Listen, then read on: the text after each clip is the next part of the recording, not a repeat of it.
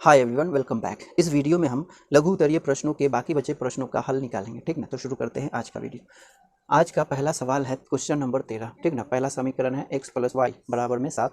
फिर दूसरा समीकरण है 5y प्लस 12x बराबर में 7, ठीक ना। तो हमें वज्र गुणनखंड विधि यानी ढकढकवा विधि से इसका हल निकालेंगे, ठीक ना। तो क्या करते हैं कि हम चरों का अनुपात निकालते हैं इस विधि में। तो उसके लिए क्या करेंगे कि हम एक सीक्वेंस में समीकरण दोनों को लिख लेंगे। तो हम यहाँ देख रहे हैं कि दूसरे समीकरण में पहले y टर्म है, उसके बाद है x टर्म। हम क्या करेंगे कि पहले x के टर्म को लिखेंगे। तो फिर से अगर इस समीकरण को हम लिखें, पहले समीकरण को इस प्रकार से लिख सकते हैं।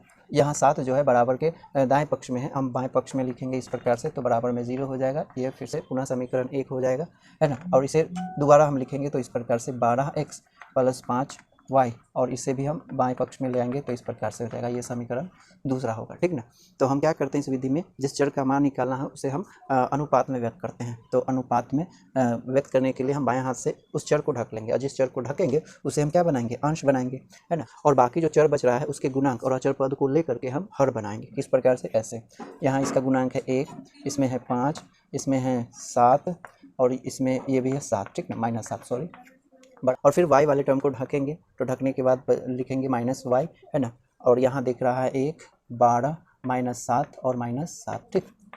फिर क्या करेंगे कि अचर पद को ढकेंगे और अंश के रूप में लिखेंगे 1, और हर के रूप में लिखेंगे जो दिख रहा है चर उसके गुणांक, ठीक। तो इसके गुणांक कितना है, 1। फिर इसके गुणांक नीचे वाले का गुणांक है 12। फिर y का गुणांक कितना है, 1। फिर इस y का गुणांक दूसरे समीकरण में है 5, ठीक। तो इस प्रकार से निकालेंगे। फिर क्या करेंगे या x, फिर लेफ्ट टू राइट -7 हो जाएगा। फिर माइनस दे करके राइट टू लेफ्ट, है ना। तो माइनस कितना हो गया, 35, -35 बराबर -y, फिर लेफ्ट टू राइट यानी -7, फिर माइनस देंगे। फिर कितना हो जाएगा, 7 दूना 14, 7 इकाई 7 और 1 8, 12 सते 84, वो भी माइनस में, ठीक। फिर बराबर, फिर अंश क्या है 1, और इसमें गुना करेंगे लेफ्ट टू राइट, ठीक है। तो हो जाएगा 5, फिर माइनस देंगे, फिर राइट टू लेफ्ट यानी 12 1 12। इस प्रकार से हमारे पास प्राप्त होते हैं। फिर क्या है, x है, या x और बट्टे में है 7, सॉरी -7, और ये माइनस और ये माइनस, तो क्या हो जाएगा +35 बराबर में -y है, और यहाँ पर -7 और +84, ठीक ना। +84 बराबर में हो जाएगा कितना, बोलिए। ये देखिए -7 दिख रहा है ना, -7, तो -7 हो जाएगा। फिर क्या होगा, यहाँ पर x का x, और इसमें से घटा देंगे, 35 में से 7 घटाएंगे तो कितना हो जाएगा, +28 हो जाएगा। बराबर में माइनस कितना, -84 में से कितना 7 को घटाएंगे तो 14 में से 7 गया तो कितना बचा, 7, है ना। फिर 7 77, ठीक। उसके बाद हो गया 1/-8। तो देख रहे हैं कि यहाँ पर 1 को 7 है ना, यहाँ पर 11 को 7 है, और यहाँ पर 4 को 7 है, ठीक। तो क्या हो गया, अनुपात x/4 -y/11, फिर -1/1। अब क्या करेंगे, इतना बराबर इतना और इतना बराबर इतना है ना। तो लिखेंगे चूँकि x/4 बराबर -1 या x बराबर -4, ठीक। तथा -y/11 बराबर -1/1, तो माइनस से माइनस कैंसिल हो जाएगा, और इसे क्रॉस मल्टीप्लाई करेंगे तो y बराबर हो जाएगा 11, है ना। अतः x बराबर कितना आया, -4, और y बराबर कितना आया, 11, ठीक। अब अगला प्रश्न है क्वेश्चन नंबर 14, ठीक ना। तो पहला समीकरण है 7x - 15y - 2 बराबर 0। इसे समीकरण क्या कहेंगे, पहला समीकरण 1, ठीक। और दूसरा समीकरण है क्या, दूसरा समीकरण है x + 2y - 3 बराबर में 0। इसे समीकरण क्या कह लेंगे, हम 2 कह लेंगे, ठीक। तो फिर क्या करेंगे, हमें तो x y का वैल्यू चाहिए ना, तो ढकेंगे, और उसे जिस चर को ढकें उसे अंश बनाएंगे, है ना। और जो दिख रहा है उसके ले करके हम उसके हर को लिखेंगे। क्या लिखेंगे, -15, फिर नीचे में है 2, इसमें है अचर -2, और इसमें अचर है -3, ठीक। इस प्रकार से फिर y वाले को ढकेंगे और -y लिखेंगे अंश के रूप में। फिर जो दिख रहा है 7 दिख रहा है x का गुणांक, और दूसरे में 1, फिर -2, फिर -3, ठीक। इसके बाद है अचर पद को ढकेंगे अंश के रूप में, इसको लिखेंगे 1। फिर हर के रूप में किसके लिखेंगे, 7, और इसका गुणांक है 1 -15, फिर दूसरे समीकरण में y का गुणांक है 2, ठीक। इस तरीके से फिर क्या करेंगे, मल्टीप्लाई करेंगे हम कैसे, लेफ़्ट टू राइट, है ना। तो माइनस और माइनस प्लस हो जाएगा, तब 45 हो गया। फिर माइनस दे करके 2 गुने -2 कितना हो जाएगा, -4 हो जाएगा, इतना तो मालूम है ना। फिर माइनस वाई बटे लेफ़्ट टू राइट यानी 21, फिर माइनस दे करके 2 एकम 2 यानी -2 बराबर 1 बट्टे 7 दूना कितना हो जाएगा 14, और माइनस फिर माइनस ये हो जाएगा -15। ठीक, इस प्रकार से आ जाएंगे। फिर इसे सॉल्व अगर हम करें तो कितना हो जाएगा 45 प्लस माइनस और माइनस प्लस हो जाएगा, गुना में है। फिर माइनस कितना हो गया वाई, और ये माइनस हो गया 21, और ये माइनस और माइनस प्लस होकर के 2 हो जाएगा, बराबर में 1 14 और प्लस 15। ठीक, इतना तो आप जानते ही हैं। यहाँ पे लिख लेते हैं, तो x बट्टे कितना हो गया 49 बराबर माइनस वाई, और इसमें हम घटाएंगे तो माइनस कितना 19 हो जाएगा, -19 बराबर में कितना हो गया 14 और 15 मिला करके कितना 29 हो जाएगा। ठीक ना, इस प्रकार से क्वेश्चन है। तो हम देख रहे हैं कि मिडल वाले में ऊपर भी हर अंश और हर दोनों में माइनस है, तो ये कैंसिल हो जाएगा। ठीक ना, और यहाँ कहीं भी उभयनिष्ठ नहीं है। ठीक ना, तो हम यहाँ पर कैंसिल आउट नहीं कर सकते। क्या बचा मेरे पास x बट्टे 49 सॉरी, और y बट्टे 19 इक्वल टू कितना 1/29। ठीक, तो चूँकि क्या देख रहे हैं हम कि x बराबर में इतना है, इतना बराबर में इतना है, इसलिए इतना बराबर x बट्टे 49 और बराबर में हो गया 29, है ना। या क्रॉस मल्टीप्लाई करेंगे इसको इधर, है ना, ऐसे, तो x बराबर में कितना हो जाएगा 49/29। ठीक, तो x बराबर ही हो गया, तथा हमें लिखेंगे क्या कि y बराबर 19 बराबर 1/29। ठीक, तो इसे भी क्रॉस मल्टीप्लाई करेंगे इस प्रकार से, तो y बराबर हो जाएगा 19/29। ठीक, अतः x बराबर हो गया 49/29, है ना, और y बराबर हो जाएंगे 19/29, है ना, यानी x बराबर 49/29 और y बराबर 19/29। ठीक, तो अगला प्रश्न है क्वेश्चन नंबर 15, जिसमें चर क्या है u और v है। इसमें पहला समीकरण ये हो गया, है ना, और ये दूसरा समीकरण हो गया। ठीक, तो इसे भी हम वज्र गुणनखंड विधि द्वारा निकालेंगे।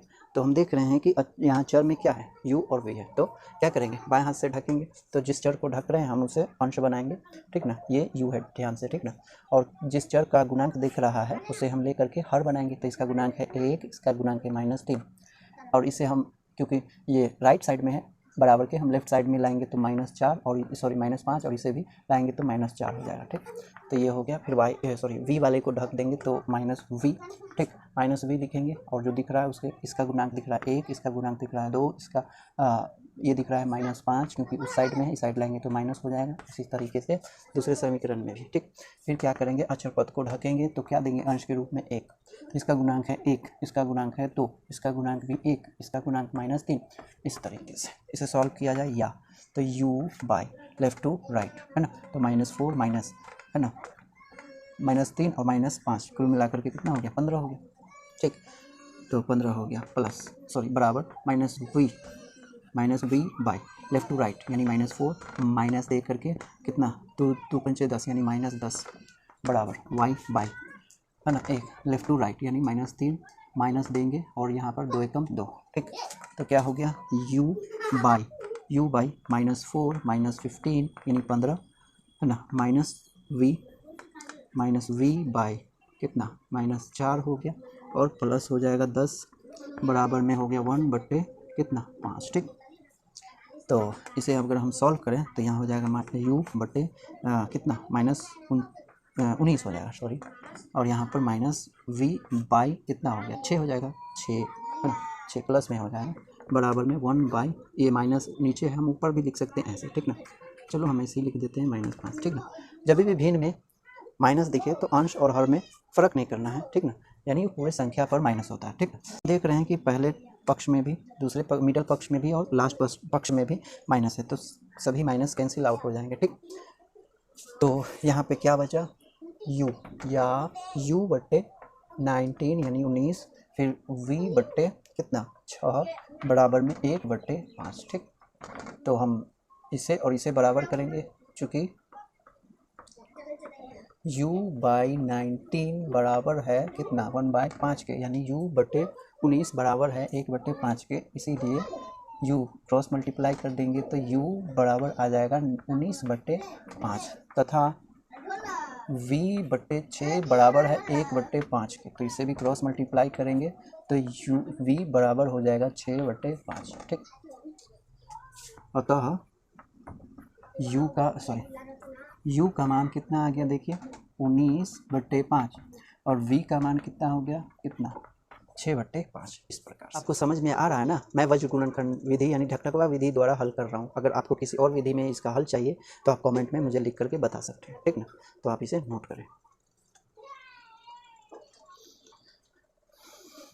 अब अगला प्रश्न है क्वेश्चन नंबर 16, जिसमें पहला समीकरण है 3x + 4y बराबर में 10, है ना, और दूसरा समीकरण है 2x - 2y बराबर में 2। ये दूसरा समीकरण। ठीक, तो हम क्या करेंगे कि बाएं हाथ से x टर्म को ढकेंगे, तो x टर्म को ढकेंगे तो अंश के रूप में x और बटे हर के रूप में यहाँ क्या दिख रहा है, y का गुणांक 4 है -2 है, और इसका गुणांक -2 और इसका गुणांक मुझे 10 दिख रहा है, और आपको कितना दिख रहा है, इसका भी -2 दिख रहा है। कैसे, क्योंकि बराबर के उस पार पक्ष में दाएं पक्ष में बाएं पक्ष में लाएंगे तो ये क्या हो जाएगा माइनस हो जाएगा। ठीक, फिर लिखेंगे बराबर और ढकेंगे y वाले टर्म को, तो -y अंश के रूप में और हर के रूप में क्या लिखेंगे 3 दिख रहा है तो 3, 2 दिख रहा है तो 2, -10 दिख रहा है -2 दिख रहा है। ठीक, अब क्या करेंगे बराबर देंगे, फिर अचर पद को ढकेंगे और अंश के रूप में 1, फिर हर के रूप में 3 है, 2 है, 4 है, -2 है। इस प्रकार से लिखेंगे। ठीक, तो इसे सॉल्व करेंगे कैसे, लेफ्ट टू राइट, है ना। x बाई कितना हो गया -8 माइनस लिख करेंगे 5 दूना 10, वो भी प्लस में हो जाएगा तो हो जाएगा 20 बराबर -y बटे लेफ्ट टू राइट यानी -6 माइनस दे करके 20 हो जाएगा -20, वो 2 गुने -10 यानी -20। ठीक, बराबर में 1 बटे, है ना, कितना होगा 3 दूना 6 यानी -6 माइनस है, फिर माइनस देंगे तो 4 दूना 8, तो क्या यहाँ हो गया या x बराबर बटे -8 फिर -20 बराबर -y बट्टे में -6 और +20 बराबर कितना हो गया देखिए, बराबर में -14। ठीक, इधर जगह नहीं है, मैं इधर लिख रहा हूँ, तो कितना हो गया या x बट्टे में क्या है -8 और -20, तो कुल मिलाकर के कितना हो गया -28 बराबर -y और -y बराबर बट्टे में कितना हो गया 14, तो लिखेंगे +14, है ना। फिर यहाँ पे कितना हो जाएगा 1 बट्टे कितना -14 है तो -14। ठीक, तो हम देख रहे हैं कि इस पक्ष में भी माइनस है, इस पक्ष में भी माइनस है और इस पक्ष में भी माइनस है, तो किसी भी भिन्न के अंश में माइनस हो या हर में माइनस हो, है ना, पूरी संख्या पर माइनस देखा जाता है। ठीक, तो इसमें भी माइनस है, इसमें भी माइनस है और इसमें भी माइनस है, तीनों पक्ष में माइनस है ना, तो ये कैंसिल आउट हो जाएगा।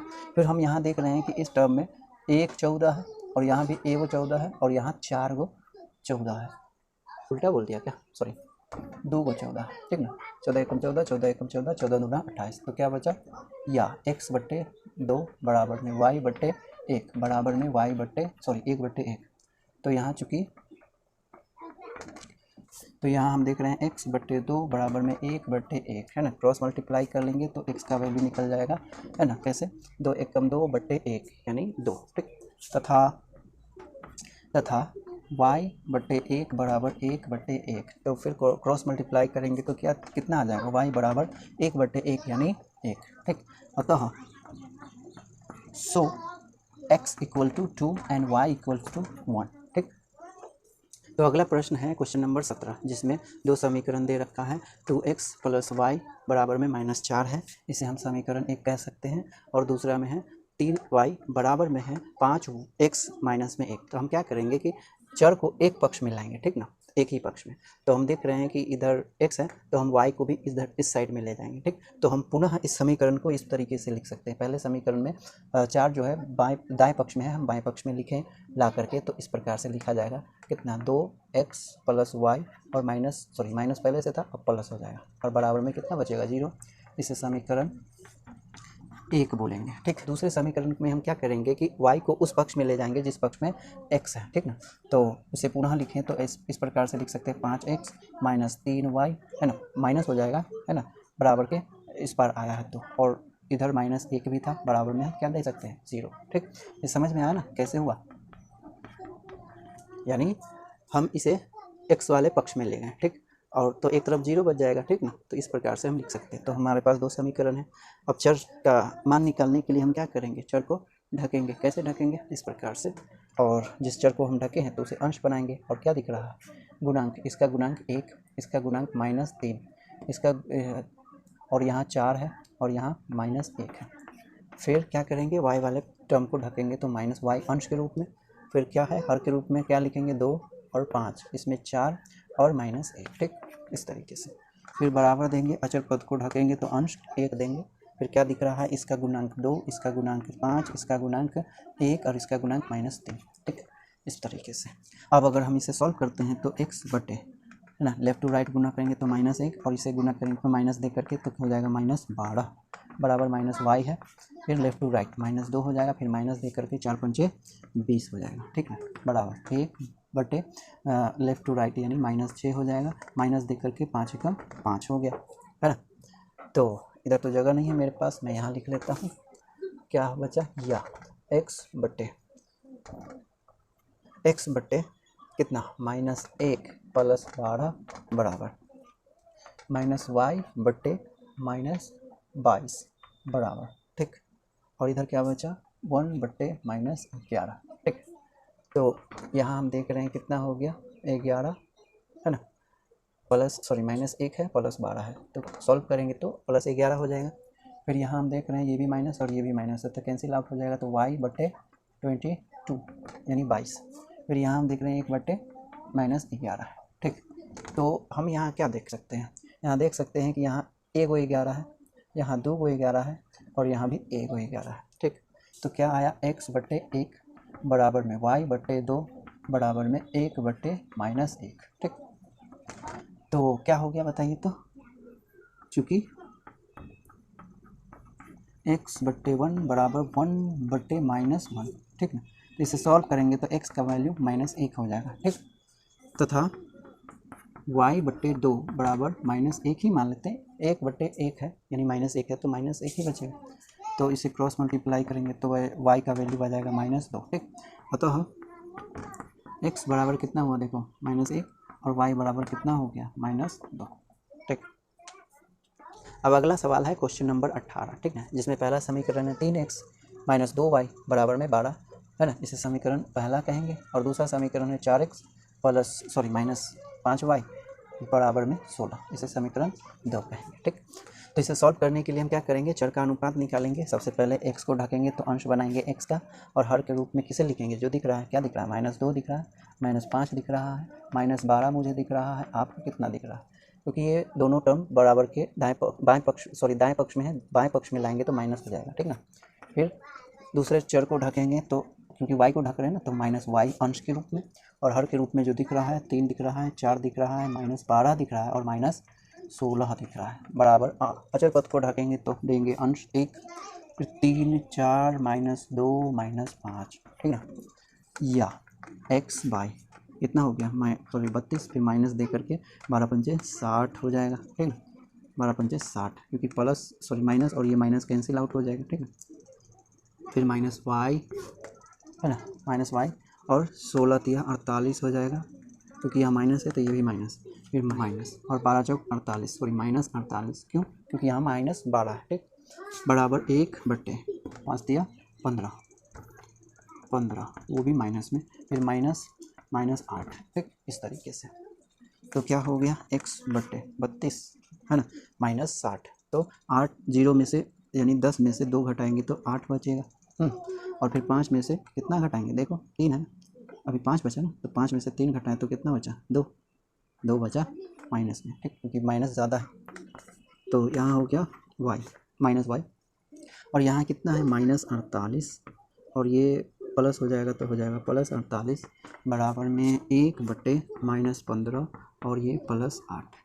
ठीक, या क्या बचा यहाँ पर, या x बटे -28 बराबर -y बटे 48, प्लस में भी है और माइनस में, कुल मिलाकर के कितना हो जाएगा 0। ठीक ना, और यहाँ हम देख रहे हैं कितना है, 1 बटे एक बट्टे में कितना है -15 और +8, तो कुल मिला करके कितना हो जाएगा -7 हो जाएगा, क्योंकि यहाँ पर घटाव होगा और बचेगा वही जो ज़्यादा होगा, क्योंकि माइनस ज़्यादा है इसलिए माइनस बचेगा। ठीक, बराबर। तो यहाँ हम देख रहे हैं कि यहाँ तीनों पक्ष में माइनस है, तो ये भी माइनस, ये भी माइनस, ये भी माइनस, तो क्या बचा x/28 y/0। यहाँ 0 जो है ना अभी यहीं पे नहीं रहेगा, आगे काम होना है, इसलिए वो वाली बात मत सोच लेना कि y/0 आया है ना। जो हम सोच रहे थे कि किसी भी चर के बट्टे में या भिन्न के हर के रूप में अगर 0 आता है तो असंभव हो जाता है ना, ऐसी बात नहीं है। आगे अभी काम बाकी है, इसलिए हम इसे लिखेंगे। तो कितना हो गया 7।